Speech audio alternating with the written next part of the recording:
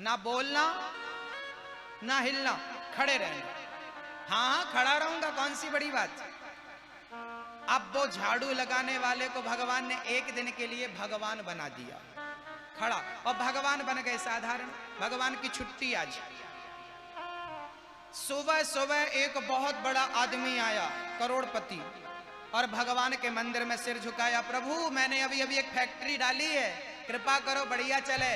माथा झुकाया तो उसके जेब में पर्स रखा था, बटुआ, वो बटुआ गिर गया भगवान के चरणों में। अब बटुआ पैसों से भरा था, सेठ जी चले गए। अब भगवान बना आदमी देख रहा, वाह बड़ा पैसा है, मुझे मिल जाए तो काम बन जाए। अब भगवान बना है पर नियत आ गई बटुआ में। पर भगवान ने कहा था खड़े रहना, वो चुपचाप खड़ा रहा। थोड़ी देर बाद एक गरीब आदमी आया 1 रुपए लेकर। प्रभु 1 ही रुपए है और मां बीमार है, दवाई लानी है, बताओ भगवान कैसे दवाई लाऊं, कहां से लाऊं, क्या करूं। तो उसे बटुआ नजर आ गया, उसे लगा भगवान ने दिया। उसने बटुआ उठाया, जेब में रखा और चल पड़ा।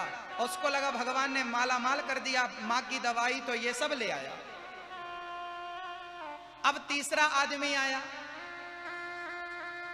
उसने कहा प्रभु आज हमने समुद्र में नाव डाली है। मछुआरा था वो बहुत बड़ा, बोले आज हमें मछली पकड़ने जाना है, नाव समुद्र में जाएगी, ऐसी कृपा करना यात्रा सफल हो। तब तक पुलिस आ गई और पुलिस ने पकड़ करके उस मछुआरे को ले जाना शुरू कर दिया। सेठ ने कहा कि हमारा बटुआ यहां गिरा था और उसके बाद तुम ही आए हो और तुमने ये बटुआ चुराया। पुलिस पकड़कर ले जाने लगी। तब भगवान को इसको रहा ना गया, जो भगवान बनके, इसको लगा ये तो गलत हो रहा, बटुआ चुराया किसी ने और सजा निर्दोष को मिल जाएगी, तो मैं भगवान किस काम का। तो वो उतर गया, बोला नहीं नहीं नहीं गलत है, बटुआ इसने नहीं चुराया, बटुआ फलाने ने चुराया। अब बेचारा ये बच गया और समय पूरा हुआ। अब भगवान आए, भगवान बोले तुमने क्या किया, बोला था ना चुप रहना, हिलना डुलना मत, तुमने क्यों उसका पक्ष लिया। उसने कहा प्रभु आप गलत कर रहे हो, बटुआ उसने नहीं चुराया था। फिर भी पुलिस उसे पकड़ के ले जाने लगी, तो मेरा धर्म था कि सही गलत बताना। भगवान ने कहा तुम सही गलत क्या बताओगे, पुलिस जो कर रही थी सही कर रही थी। मैं समझा नहीं। तब भगवान ने कहा बेटा इसलिए तुम भगवान बनने के लायक नहीं हो, क्योंकि तुम्हें वही दिखता है जो होता है, पर हमें वो भी दिखता है जो होने वाला है। जानते हो इन तीनों की कहानी क्या है।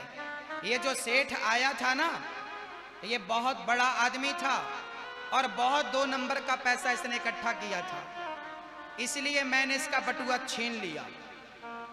ये दान पुण्य करता नहीं था, मैंने छीन लिया और मैंने दिया किसको, वो भिखारी था, भिखारी को दे दिया ताकि उसकी माँ का इलाज हो जाए। और उसकी माँ के इलाज में इसका पैसा लगेगा तो इसका भी पाप थोड़ा सा कम होगा। और ये मछुआरा जा रहा था समुद्र में बड़ा तूफान आने वाला है, परसों आएगा, और वो तूफान यदि ये समुद्र में रहेगा तो ये डूब जाएगा, मर जाएगा, तो 15 दिन तक जेल में रहेगा तो कम से कम बच जाएगा। इसलिए मैं जेल भेजने की तैयारी में था इसको 15 दिन के लिए, और तुमने पूरा काम बिगाड़ दिया। आपको वही दिखता है जो सामने होता है, पर ईश्वर को वो दिखता है जो आगे होने वाला। इसलिए भगवान जो करता है अच्छा करता है। जो आपकी मर्जी से हो समझ लेना कि वो आपकी मर्जी का है, पर जो आपकी मर्जी से ना हो समझ लेना वो भगवान की मर्जी का है। हमें समझ में नहीं आता कि हमारे साथ जो हो रहा है वो अच्छा है या बुरा है, लेकिन याद रखना आपकी नीयत यदि साफ है तो मेरे जगन्नाथ आपके साथ कभी बुरा नहीं होने देंगे, कभी बुरा नहीं होने देंगे, कभी बुरा नहीं होगा। इसलिए आप जब दान करते हैं तो हमारे द्वारा किया हुआ पाप समाप्त होता है, वो पाप कटता है। दान से ही, दान की कुल्हाड़ी ही पाप के भारी भरकम बोझ को काटती। दान ही वो कुल्हाड़ी है जो पाप के राशि को, पाप के भंडार को, पाप के वृक्ष को काट देती है।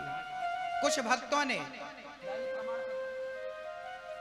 आप में से कुछ भक्तों ने जगन्नाथपुरी में बैठकर श्रीधाम वृंदावन में बनने वाले वृद्धाश्रम के लिए कुछ सहयोग किया है।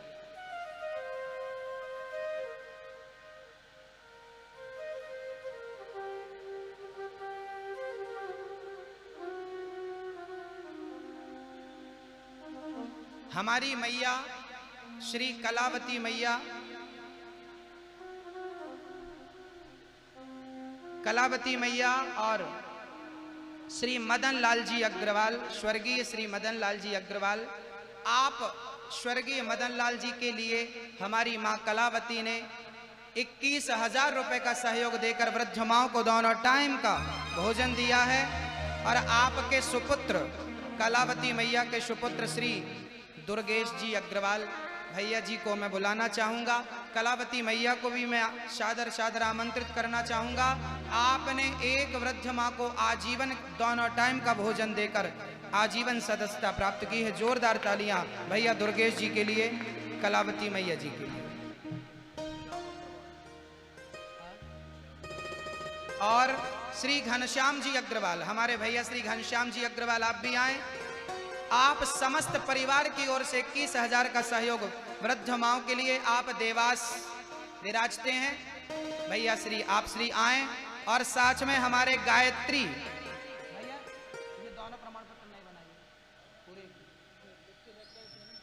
आप बनाइए, दूसरे बनाइए। श्री गायत्री मौर्य श्री भुवनेश्वर से हैं आप। श्री गायत्री जी मौर्य, आप आए। मैया जी, आप भुवनेश्वर से आए हैं, उड़ीसा से। गायत्री मैया जी, स्वागत है आपका। आपने भी 21,000 रुपए का सहयोग देकर वृद्ध माओं का सहयोग किया है, सेवा की है।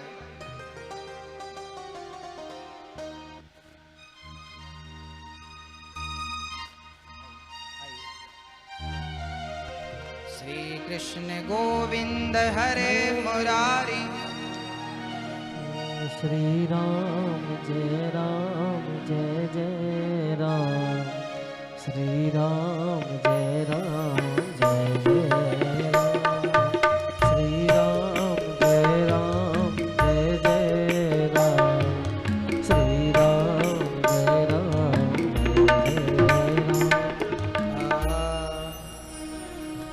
भगवान आपको सुखी रखें, पूरा परिवार सुख और शांति की ओर बढ़े, भगवत कृपा पर बनी रहे, जगन्नाथ जी की कृपा पर बनी रहे। हमारी मैया जी हैं गायत्री जी, आप भुवनेश्वर से आई हैं। आप श्री के लिए भी जोरदार तालियां। आपने 21,000 रुपए का सहयोग दिया। इतनी दूर से आप लोग आए हैं।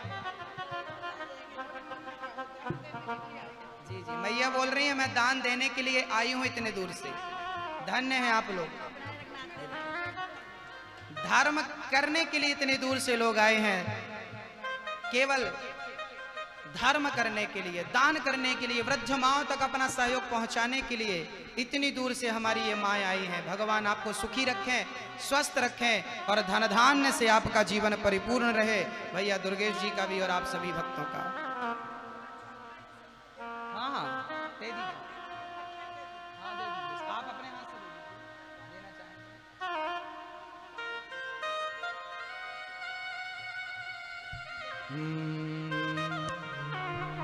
बोलिए भक्त वत्सल भगवान।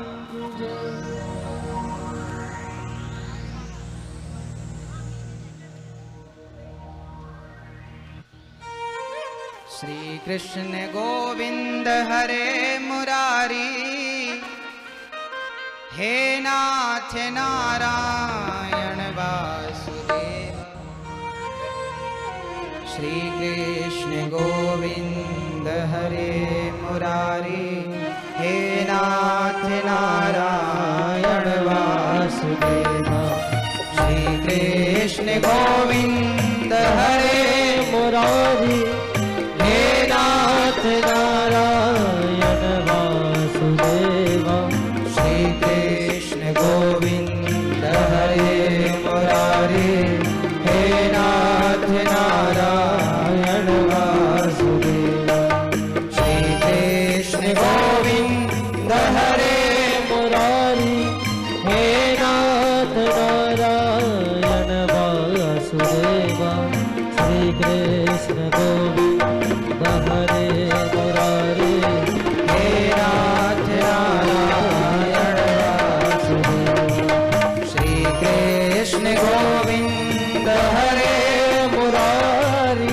हे नाथ नारायण वासुदेवा श्री कृष्ण गोविंद हरे मुरारी हे नाथ नारायण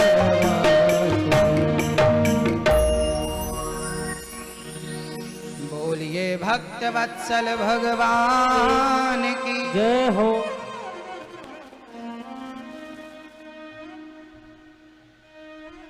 सुदामा जी वापस गए। जब अपनी नगरी में पहुंचे, बड़ी सुंदर नगरी, बड़ी सुंदर।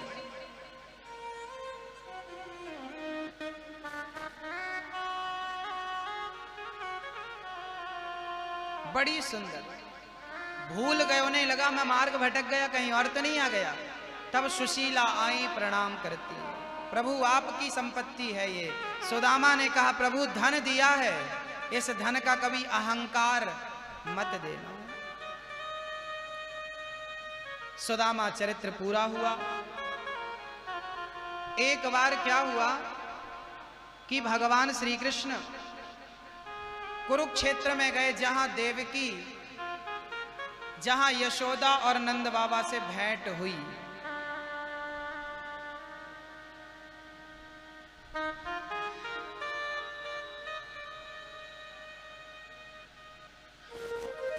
देवकी, यशोदा मां, नंद बाबा, गोपियां सबसे भेंट करती हैं। कन्हैया भेंट करते हैं सबसे। कुरुक्षेत्र में भगवान 100 वर्षों के बाद अपनी गोपियों से, नंद बाबा, यशोदा मां से मिले। अब भगवान की सारी पत्नियों ने आग्रह किया कि यशोदा मां, आप हमें कृष्ण की कथा सुनाइए, बाल लीलाएं सुनाइए। तब यशोदा मां बोली मैं नहीं सुना सकती, मेरी सामर्थ्यता नहीं है। जब कृष्ण हमें छोड़कर चले गए थे, वो कथा मैं कैसे कह पाऊंगी, कैसे मैं कृष्ण की कथा सुना पाऊंगी। तो यशोदा ने बोला मैं नहीं सुना सकती, मैं उस पल को याद नहीं कर सकती, याद करूंगी तो गला रुक जाएगा, मैं प्राण निकल जाएंगे। तब कौन सुनाए? तब भगवान की 16,108 पत्नियों को माता रोहिणी ने एक परिसर पर बिठाला और माता रोहिणी ने भगवान कृष्ण की वो सारी कथा सुनाई जो 11.5 वर्ष तक भगवान ने गोकुल और वृंदावन में लीला करी। पहरेदार किसको बनाया? अब माता रोहिणी कथा सुना रही है और भगवान की पत्नियां, गोपियां कथा सुन रही हैं। कोई आ ना जाए इसलिए द्वार पर सुभद्रा को खड़ा कर दिया, सुभद्रा बहन को खड़ा कर दिया और कथा चालू हो गई।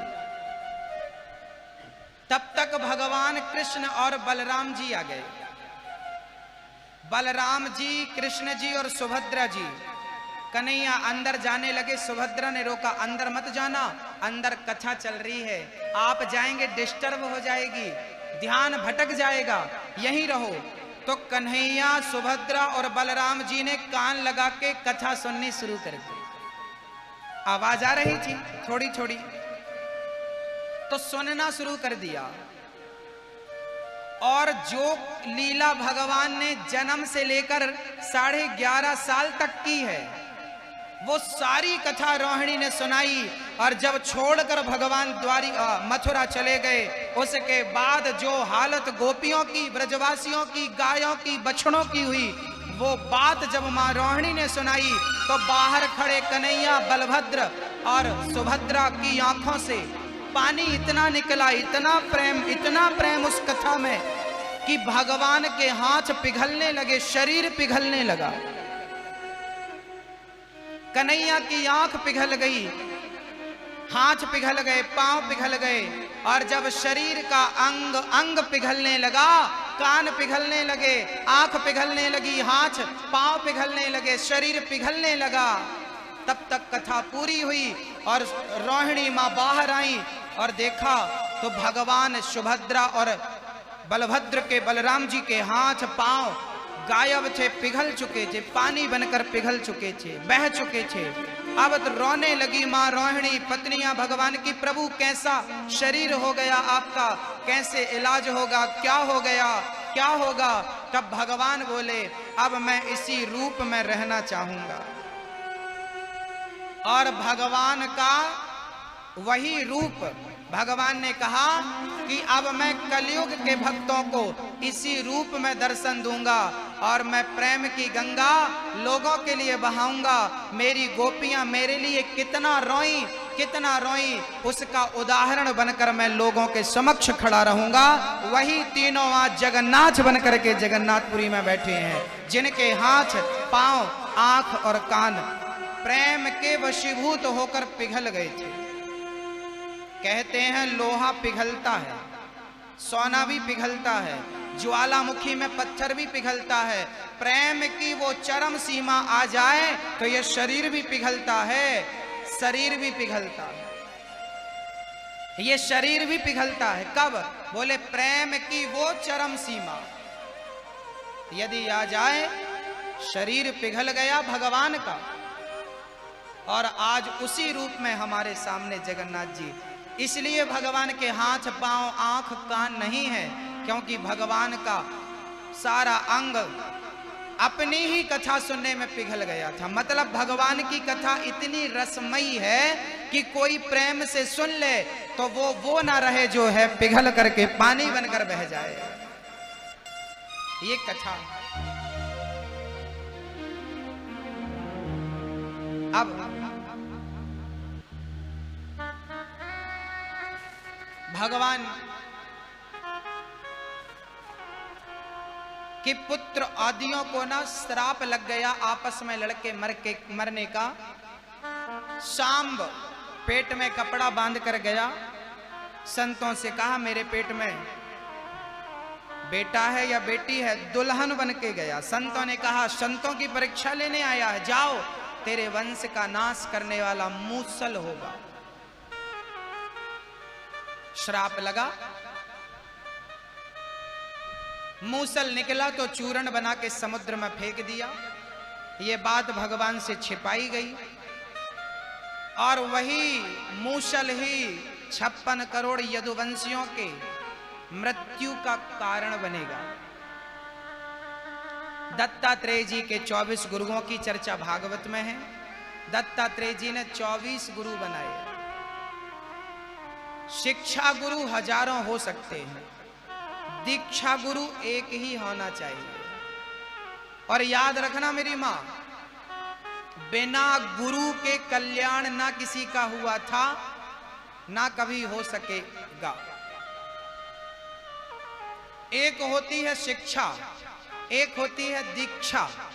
लोग कहते हैं ना शिक्षा दीक्षा, स्कूल में जो मिलती है वो शिक्षा मिलती है, गुरु से जो मिलती है वो दीक्षा मिलती है।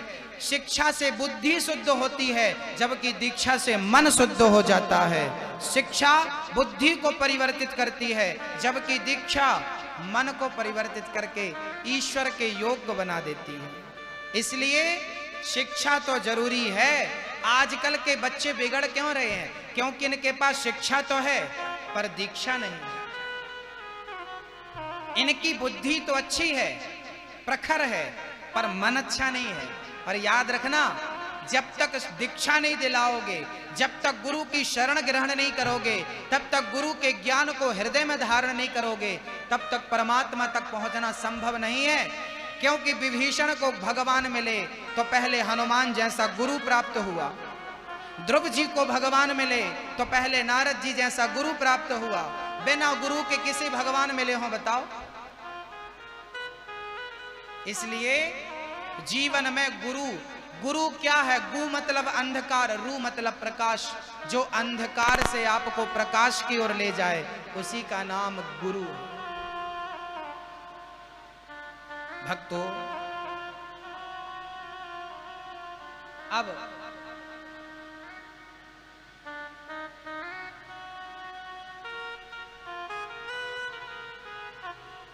भगवान पृथ्वी को गुरु दत्तात्रेय जी ने बनाया। पृथ्वी को गुरु बनाकर क्या सीखा? पृथ्वी सहनशील होती है। हमें भी क्या होना चाहिए? सहनशील होना चाहिए। वायु को गुरु बनाकर क्या सीखा? वायु सुगंध से गुजरती है, दुर्गंध से गुजरती है, पर सुगंध थोड़ी दूर तक साथ रहती है, फिर छूट जाती है। दुर्गंध से जाएगी तो दुर्गंध साथ में रहेगी। ना सुगंध को पास में रखती है, ना सुगंध को पास में रखती है हवा। ऐसे ही सुख मिले दुख मिले, कैसी भी हाल में रहो, अपने जीवन में ना ज्यादा सुख को लेकर चलो, ना सुख के आदि बनो। सुख में फूलो मती, दुख में तड़पो मती। हर हाल में भगवान के बनकर रहना चाहिए। जल को गुरु बनाकर सीखा। जैसे जल अपना स्वभाव कभी नहीं छोड़ता, हमें भी अपनी शांति का, शीतलता का स्वभाव नहीं छोड़ना चाहिए। अग्नि को गुरु बनाकर सीखा। अग्नि में कुछ भी डालो स्वाहा।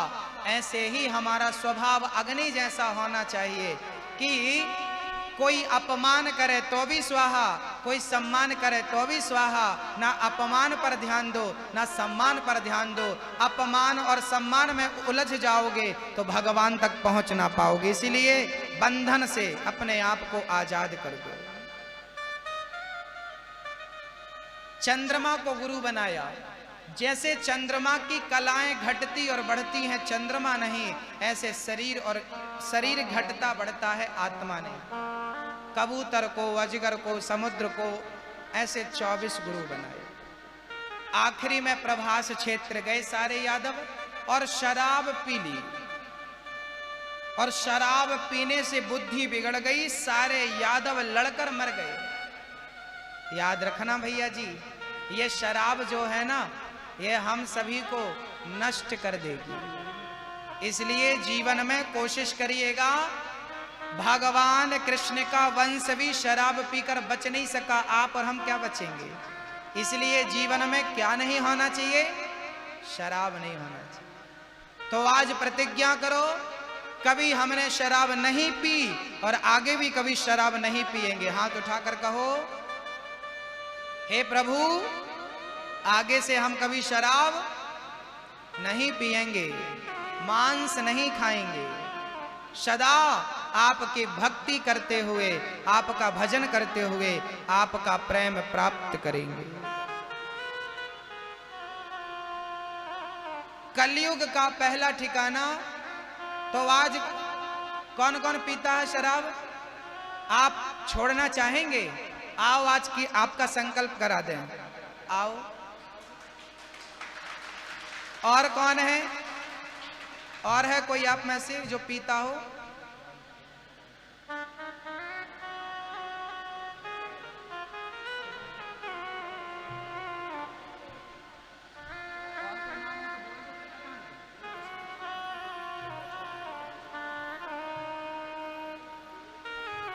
हाथ में जल ले लो, इस तरह मुंह कर लो, ऐसे, हाँ ठाक, ऐसे, बस बस बस। बोलो, हे प्रभु, मैं आपके सामने प्रतिज्ञा करता हूं, कभी भी मांस नहीं खाऊंगा, शराब नहीं पीऊंगा। मैं स्वयं अच्छा बनकर आपकी भक्ति करूंगा, औरों को भी भक्ति करने की प्रेरणा दूंगा, शराब छोड़ने की प्रेरणा दूंगा। मैं स्वयं अच्छा बनकर समाज को अच्छा बनाने का संकल्प लेता हूं आपके चरणों में। छोड़ दीजिए। भगवान आपका मंगल करें, सुखी रहें। आज भगवान के चरणों में आपने कुछ छोड़ा है। अब देखिए, एक बहुत बढ़िया बात है, जब मैं ये वस्तु छोड़ूंगा तब तो ये वस्तु पकड़ पाऊंगा, एक छोड़ेंगे तब तो दूसरी पकड़ पाएंगे। छोड़ेंगे नहीं, पकड़ेंगे कैसे? आप संसार की बुराइयां जिस दिन छोड़ देंगे, भगवान के चरण उसी दिन पकड़ में आ जाएंगे आपके। आपका मंगल हो, भगवान आप पर कृपा बनाए रखें, सदा स्वस्थ रहिए, सुखी रहिए। जगन्नाथपुरी में आकर आपने बुराइयों का परित्याग किया है। आपसे लोगों को और सीखना चाहिए। कुछ भी असंभव नहीं है, हम सब कर सकते हैं, सारी बुराइयों को छोड़ सकते हैं, बड़ी बात है। बोलिए जगन्नाथ भगवान की जय। हमारी मैया श्री दुर्गादास अग्रवाल अग्रावत बालगढ़ देवास से हैं। ये वृद्ध माताओं के लिए 1100 रुपए का सहयोग वृद्ध माओं के लिए कर रहे हैं। जोरदार तालियां आपकी ओर से। भगवान प्रभास क्षेत्र में गए हैं, सारे यादव लड़कर समाप्त हुए हैं। शराब पीकर उन्मत्त हो गए, सारे लोग लड़कर मर गए। भगवान ने अपने परिकर को परमधाम भेजा। यशोदा देव की, नंद बाबा आदि इत्यादि सबको भेजा। बलराम भैया गए और भगवान के चरणों में बहेलिये ने बाण मार दिया। भगवान के चरणों में बहेलिये ने बाण मारा। भगवान ने उस बहेलिये का उद्धार किया। बहेलिया बोला, गलती हो गई प्रभु, मैंने आपको बाण मारा। भगवान बोले, तू क्या मारेगा, ये तो होनी थी, होनी थी। भगवान ने बहेलिये पर कृपा करी, परमधाम भेजा। और भगवान, यहाँ दो प्रकार की कथाएं हैं। भगवान शरीर सहित धराधाम को छोड़कर चले गए, और कुछ लोग कहते हैं कि नहीं नहीं, उनका शरीर आज भी यहां पर है। जब भगवान को बाण मारा तो भगवान चले गए, उनका शरीर बचा। तो अर्जुन से भगवान ने कहा था, मेरा अंतिम संस्कार तुम कर देना। अर्जुन ने भगवान का संस्कार किया, पर भगवान का शरीर जला नहीं। तो क्या करें? अर्जुन ने कई बार जलाया, जला नहीं। तब अर्जुन से भगवान ने कहा, समुद्र में फेंक दो। तो भगवान का शरीर तो जल गया था, पर भगवान का हृदय बचा था। यहां थोड़ा सा हृदय बचा था, वो हृदय डाल दिया समुद्र में। वही हृदय समुद्र महाराज ने द्वारिका से लाकर जगन्नाथपुरी में छोड़ दिया। और जब भगवान जगन्नाथ को बनाने आए विश्वकर्मा जी, तो भगवान का वही हृदय जगन्नाथ जी के अंदर प्रवेश करा दिया। आज भी भगवान का 2 आषाढ़ में हृदय परिवर्तन होता है ना, भगवान का वही हृदय आज भी भगवान जगन्नाथ जी के भीतर है। इसलिए जगन्नाथ जी हैं, थे नहीं, हैं। 2 आषाढ़ में भगवान बदले, जगन्नाथ जी बदले जाते हैं। वही हृदय परिवर्तन पुजारी जी करते हैं। दोनों हाथ से निकालते हैं, आंख में पट्टी बांधकर, हाथ में कपड़ा लपेटकर, और इससे निकालकर नए विग्रह में डाल देते हैं। भगवान का वो हृदय आज भी जिंदा धड़क रहा है। भगवान ही तो हैं इस रूप में।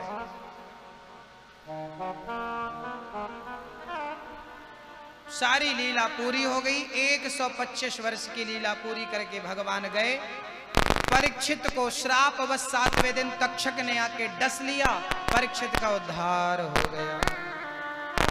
सुखदेव जी ने कहा, क्या तुम मरोगे? परीक्षित ने कहा, मैं आत्मा हूं, आत्मा कभी नहीं मरती। सुखदेव जी गए, तक्षक ने आके डसा और परीक्षित का उद्धार हो गया।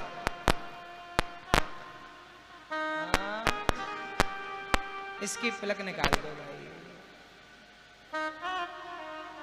बस निकाल दो, सो बंद कर दो।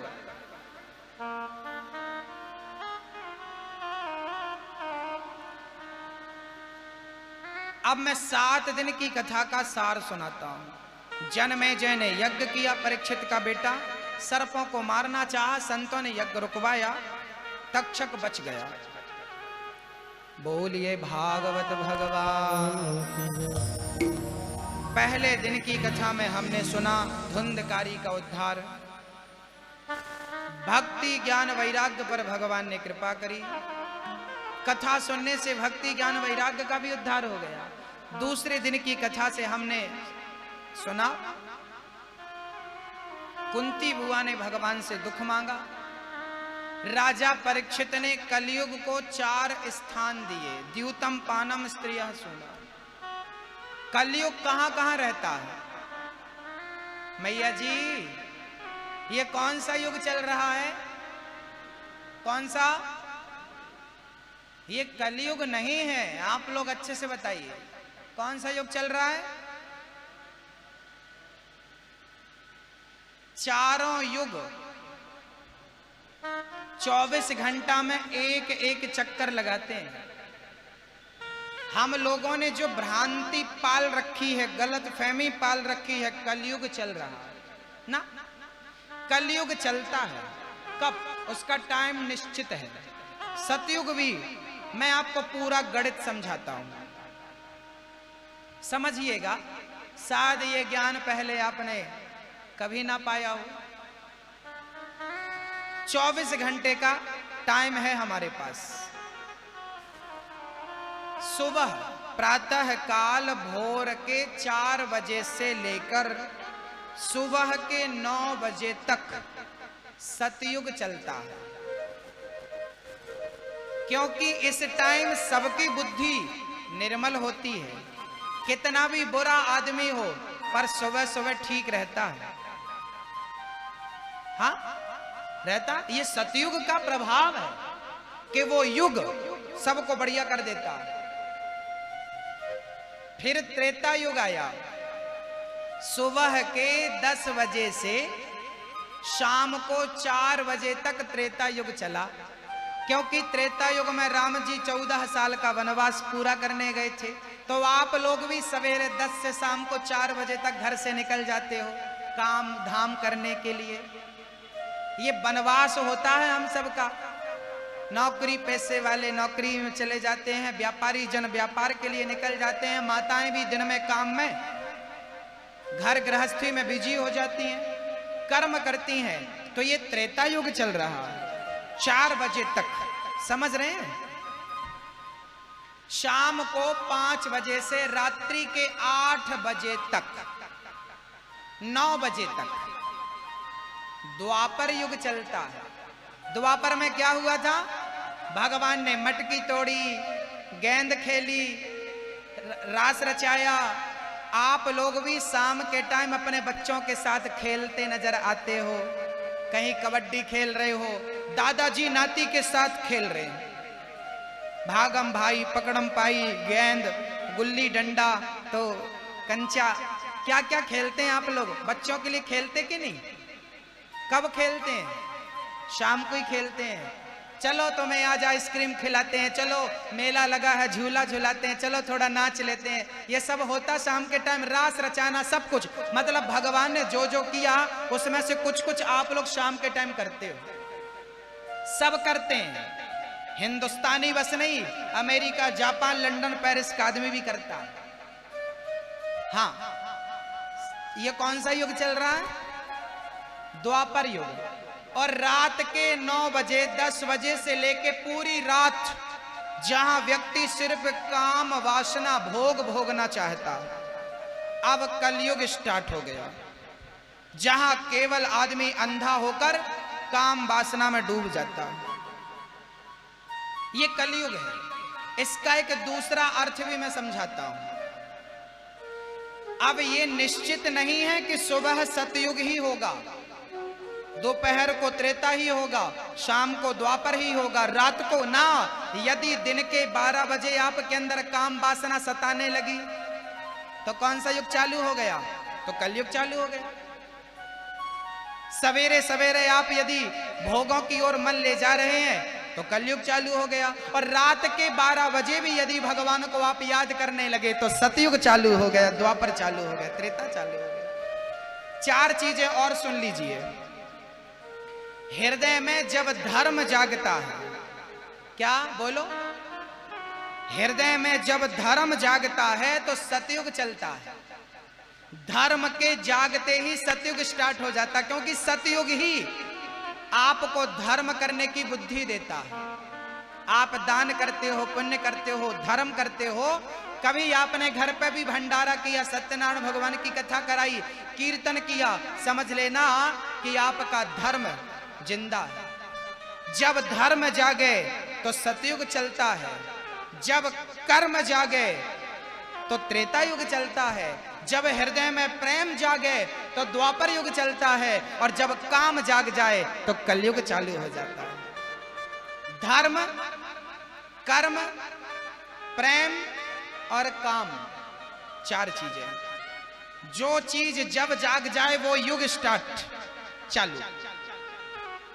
अभी आप लोग कौन से युग में हैं बताओ? अभी आप लोग कौन से युग में हैं? यहां कलयुग नहीं है, यहां औरों के घरों में कलयुग है कि नहीं मुझे नहीं पता, पर यहां जगन्नाथ जी की कथा हो रही है, उनकी चर्चा हो रही है, उनके कीर्तन हो रहा है, उनका नाम, उनका भजन हो रहा है। यहां कलयुग दूर दूर तक नजर नहीं आएगा, बहुत दूर। यह सतयुग, त्रेता, द्वापर चल रहा है। जब गंदे विचार, गंदे भाव आने लगे तब कलयुग, और सद्विचार, सद्भाव है तो आप लोग सतयुग में हो। सतयुग में भी पूरब दिशा से सूरज भगवान आते थे, कोई अलग थोड़ी था। केवल मानसिकता बदल देने से युग बदल जाता है। सतयुग में भी मनुष्य थे, पशु थे, पक्षी थे, गंगा थी, यमुना थी, सब तो था। पूरब दिशा से सूर्य निकल के पश्चिम में जाकर डूबता था, ऐसा थोड़ी था कि उत्तर दिशा से निकल के पश्चिम में जाकर डूबता था। सब यही था। पहले लोग धर्मात्मा हुआ करते थे, सत्यवादी हुआ करते थे, इसलिए वो सतयुग था, क्योंकि सबके विचार अच्छे थे, सत्य की ओर लोग अग्रसर थे, इसलिए सतयुग था। यहां सच 1% है और पाप, झूठ, कपट 99%, इसलिए कलयुग है। सच का अभाव हो गया, धर्म का अभाव हो गया, प्रेम का अभाव हो गया, कलयुग। तो कौन सा युग चल रहा है? अच्छा एक बात बताओ, गर्मियों में मई और जून का महीना, चारों तरफ कड़ाके की धूप है, बड़ा गर्म मौसम है। अब बताओ, आप धूप में खड़े हैं और पास में पीपल का पेड़ है, बढ़िया बढ़िया छांव है, तो आप धूप में खड़े होना पसंद करेंगे कि छांव में? कहां? छांव में क्या होगा? धूप में खड़े होंगे तो गर्मी ज्यादा लगेगी, और छांव में खड़े होंगे तो गर्मी का प्रभाव कम हो जाएगा कि नहीं? ऐसे ही जैसे छांव में गर्मी का प्रभाव कम हो जाता है, ऐसे जहां कथा, कीर्तन, भजन होता है वहां कलयुग का प्रभाव कम हो जाता है, जीरो हो जाता है, कलयुग नहीं रहता। इसलिए आज आप लोग एक संकल्प और लीजिए कि रोज अपने घर पे कीर्तन करेंगे। क्या करेंगे? अपने घर पे कीर्तन करेंगे। कौन कौन करेगा? रोज करिएगा। कौन कौन करेगा?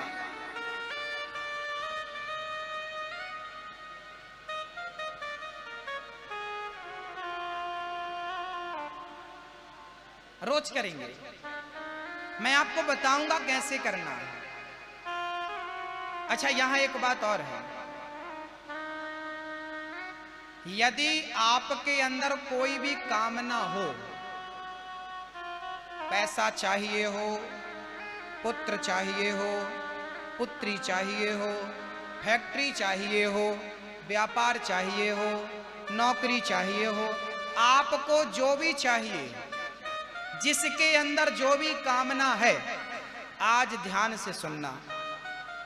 वो कामना एक कोरा कागज लेना अपने घर पे, और कागज में आप जो चाहते हैं वो लिख करके ऐसा मोड़ करके आपके घर पे जो भगवान जी का मंदिर है, लड्डू गोपाल जी हैं, तो ये कागज भगवान जी के चरणों में दबा देना, नीचे कपड़े के नीचे, और भगवान बैठते हैं। और रोज अपने घर पर कीर्तन करना, श्री कृष्ण गोविंद हरे मुरारी, हे नाथ नारायण वासुदेव। रोज कीर्तन कैसे करना? कीर्तन करो, श्री कृष्ण गोविंद हरे मुरारी, हे नाथ नारायण वासुदेव। श्री कृष्ण गोविंद हरे मुरारी, हे नाथ नारायण वासुदेव। श्री कृष्ण गोविंद हरे मुरारी, हे नाथ नारायण वासुदेव। सभी लोग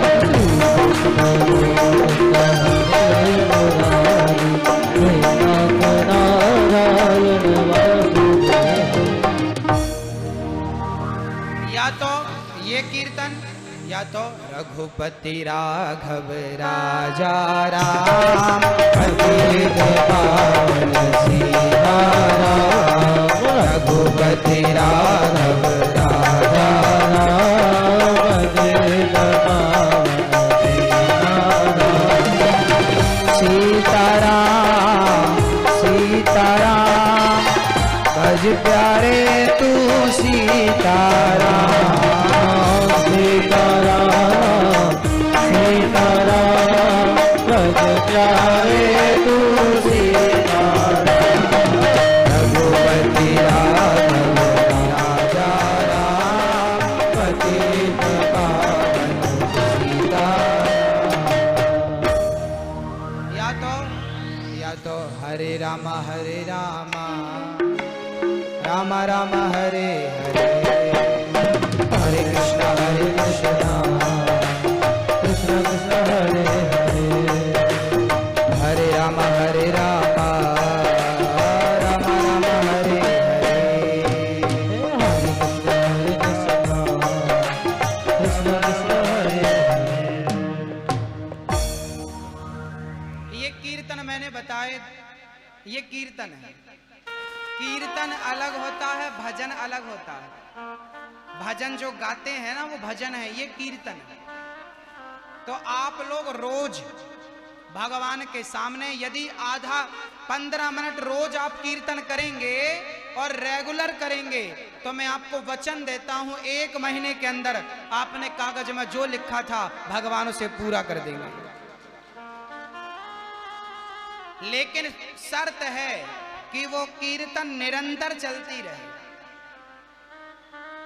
आपके जीवन में कभी धन धान्य की कमी नहीं होगी, लक्ष्मी बरसेगी यदि कीर्तन रोज घर पे करोगे। तो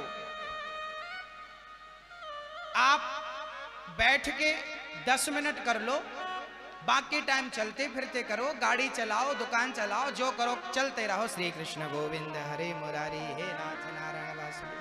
श्री कृष्ण गोविंद हरे, क्या कठिन है बताओ? अच्छा, आप लोग अपने परिवार के साथ बैठ के खाना खाते हो कि नहीं? हाँ या ना? कौन कौन लोग साथ में बैठ के खाना खाते हैं? अधिकांश लोग खाना खाते हैं तो साथ में बैठकर। तो साथ में बैठकर भोजन है तो भजन क्यों नहीं?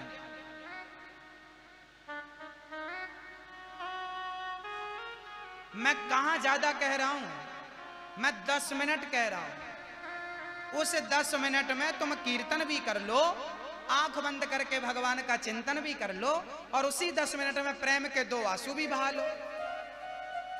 सब उसी 10 मिनट में आ जाएगा। फिर तुम 24 घंटे में 10 मिनट यहां लगाओ, 24 घंटा आप अपना काम करो, भगवान पग पग में आपके साथ रहेगा। केवल 10 मिनट। तो कौन कौन आज से भगवान जी के लिए रोज कीर्तन करेंगे 10 मिनट का समय निकालकर?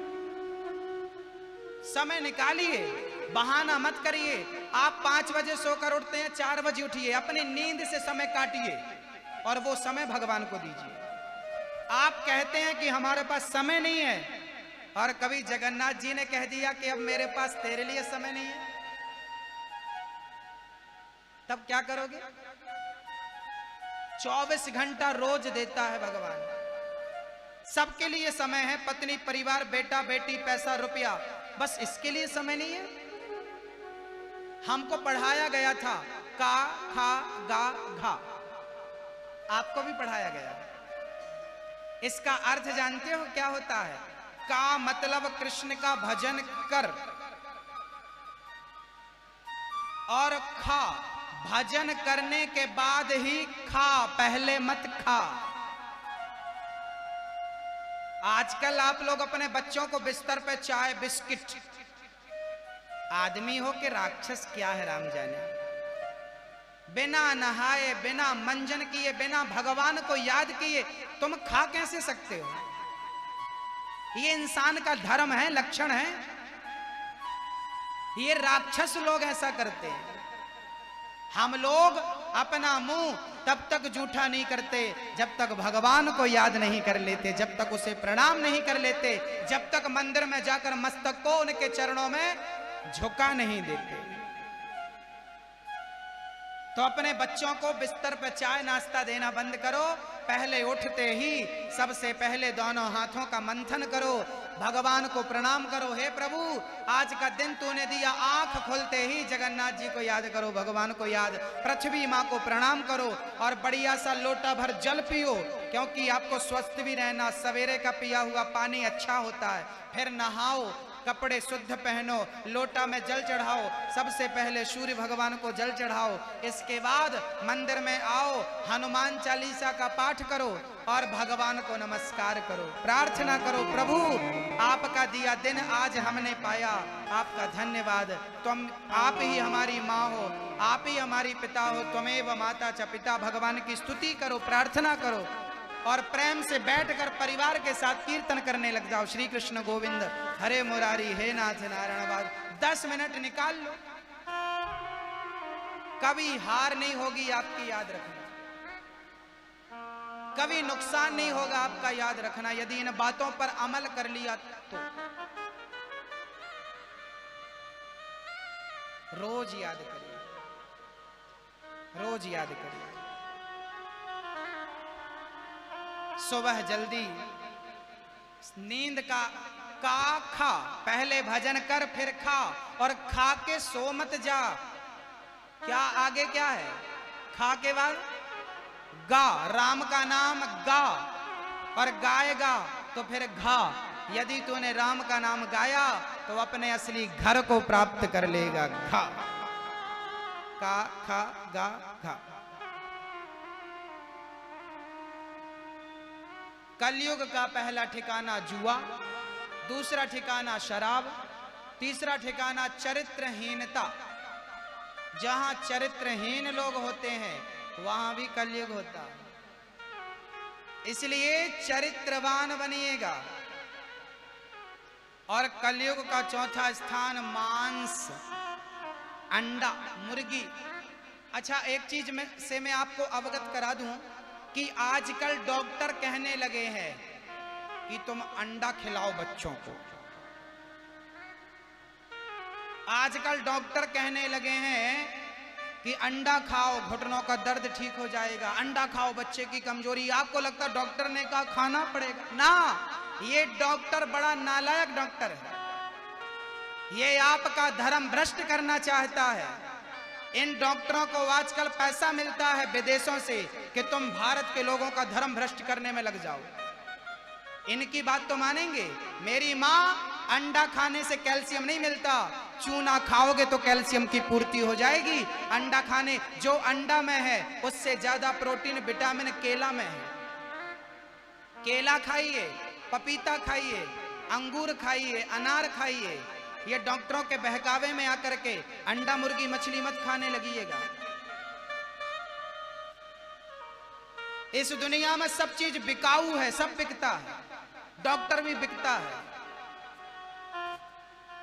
इसलिए जो डॉक्टर आपसे कहे अंडा खाओ, मुर्गी खाओ, ये डॉक्टर आपका धर्म भ्रष्ट करना चाहता है, और इसके चक्कर में इसकी बात मान करके अपना धर्म ना भ्रष्ट कर लीजिएगा।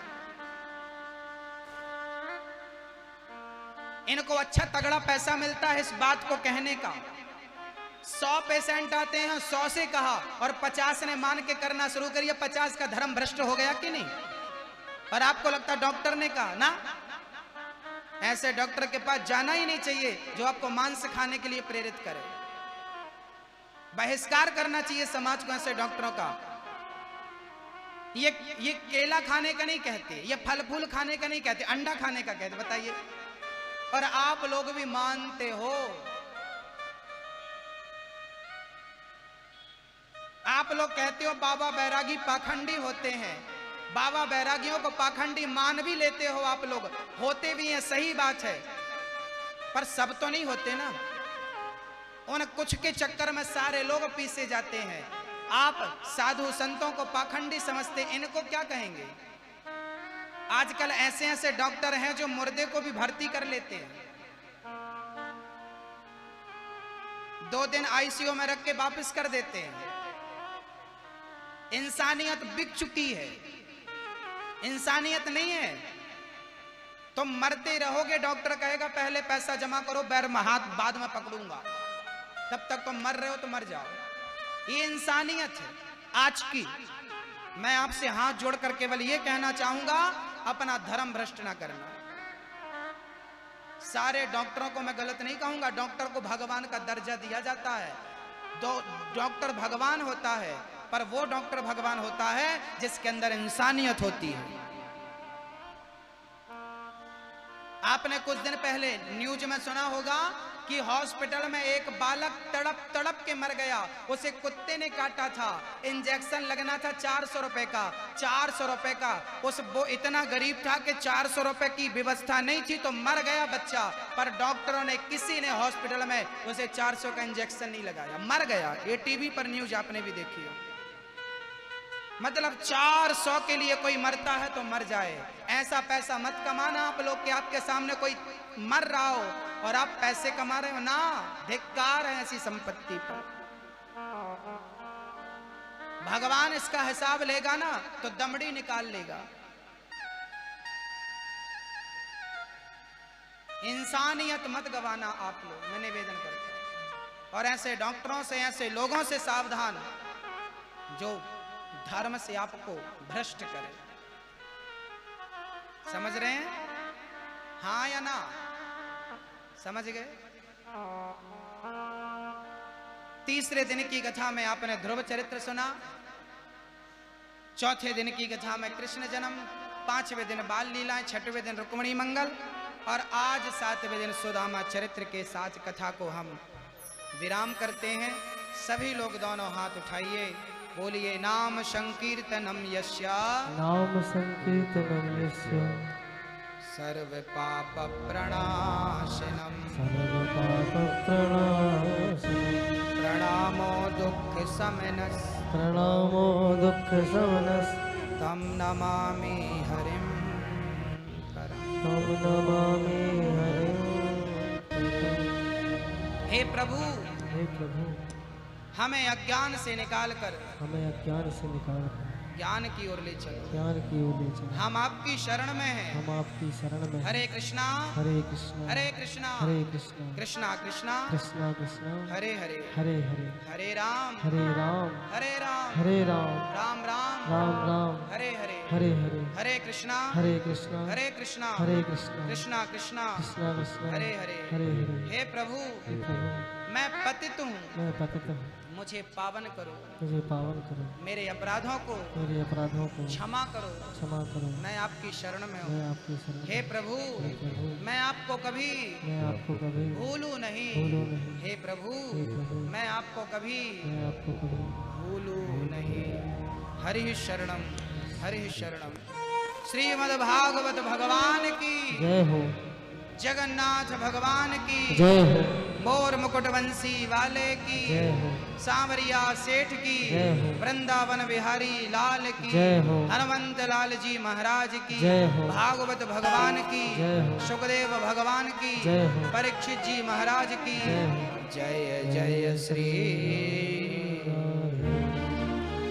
धर्म की अधर्म का नाश प्राणियों में मानव विश्व का कल्याण हो, गौ माता की जय हो, गौ हत्या बंद हो, सत्य सनातन धर्म की जय हो, भारत माता की जय हो, जय जय श्री। श्री राधे श्याम। इन 7 दिनों में कोई त्रुटि हो गई हो हमसे तो हमें अपना पुत्र अपना सेवक दास समझकर क्षमा करिएगा। मेरी वाणी से भी किसी का दिल दुखा हो तो क्षमा करिएगा। और मेरी एक छोटी सी प्रार्थना और है कि आप लोग जब घर जाएं तो एक छोटा सा काम और कर लें। काम बहुत मैंने बता दिए हैं आप लोगों को, एक और बता दूं जाते जाते। एक छोटा सा और काम करना कि देखो पानी बरस रहा है, बारिश का महीना है। आपने कल परसों देखा कितना बढ़िया पानी यहाँ पर गिरा, पर वो सारा पानी बह करके ना समुद्र में चला गया, कोई मतलब नहीं निकला। भगवान हमें मौका देता है पर हम उस मौके का सदुपयोग नहीं करते। आप लोगों को हर रोज कितना पानी चाहिए बताओ? 1000 लीटर की टंकी होगी आपके घर पे, है ना? 1000 लीटर हर व्यक्ति के घर पर रोज पानी लगता है। क्या 1000 लीटर पानी आप लेते हो? क्या वापस करते हो? कर सकते हो। बारिश में छत में पानी गिरता है, हजारों लाखों लीटर पानी गिरता है और नाली के द्वारा बेकार हो जाता है। मेरी माँ, वाटर हार्वेस्टिंग कराइए आप लोग। एक छोटा सा गड्ढा बनाइए घर के किनारे पे, कहीं 5x5 का 4x4 का गड्ढा। उस गड्ढे पे बड़े बड़े पत्थर डाल दीजिए, गिट्टी, मोटा वाला बड़ा वाला गिट्टी, और रेत डाल दीजिए। पहले पत्थर डालिए, फिर रेत डालिए, फिर पत्थर डालिए, फिर ऐसी परत बना दीजिए और छत का पानी का कनेक्शन उस गड्ढे पे कर दीजिए। उसके ऊपर फिर आप चीप डाल दीजिए, पत्थर डाल दीजिए, टाइल्स वगैरह जो भी ये लगाना है लगा दीजिए। और उससे क्या होगा कि आपके छत पे जितना भी पानी भगवान गिराएंगे, हजारों लाखों करोड़ों लीटर, वो पानी पूरा आप पृथ्वी माँ को देंगे और पृथ्वी माँ की प्यास बुझेगी हमारे दिए हुए पानी से। फिर हम निकालने के अधिकारी हैं। ऐसे में हम प्रकृति के ऋणी बन रहे हैं।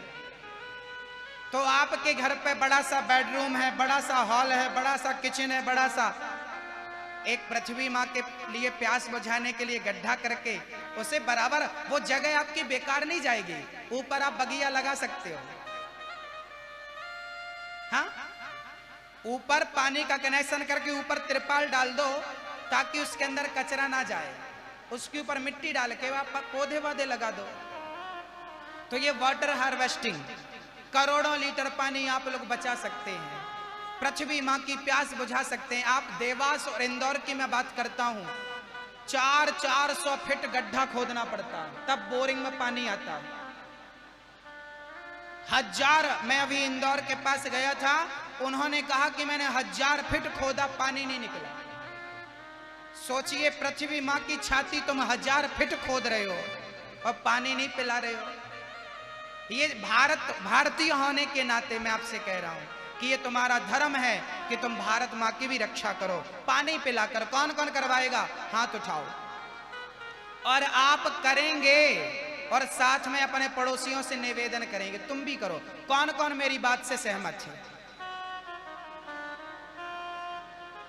करेगा कौन कौन? वो हाथ उठाओ। जिनने करवा रखा है वो भी हाथ उठाएं।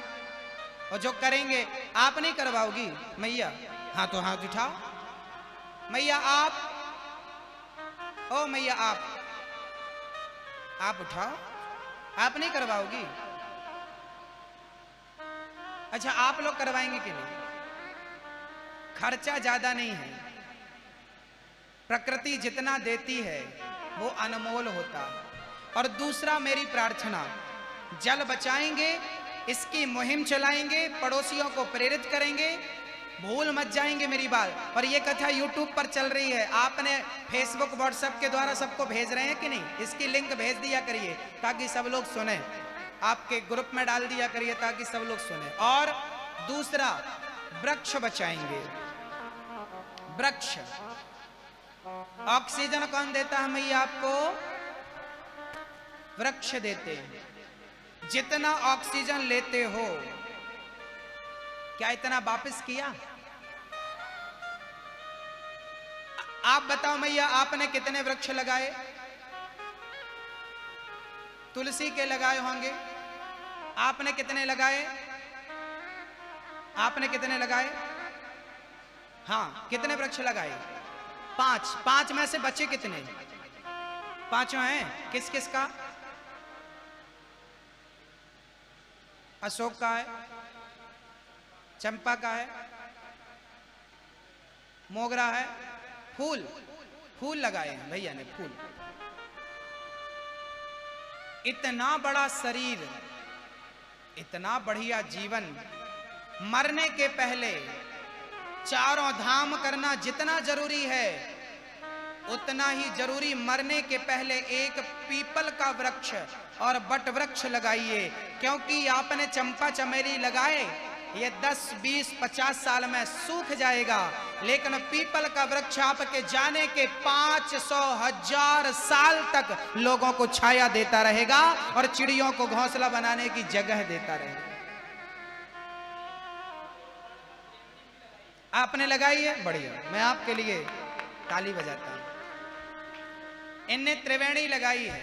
मैं निवेदन यही करता हूं कि जीवन में ऐसे वृक्ष लगाइए, एक ही लगाइए पूरी जिंदगी में। पीपल लगाइए, बट वृक्ष लगाइए, अशोक लगाइए, आम लगाइए, आंवला लगाइए। कौन कौन लगाएगा? आज के बाद का इस कथा के नाम से एक वृक्ष जरूर लगाना। जितना बड़ा वो वृक्ष होगा, उतनी याद करना जगन्नाथ जी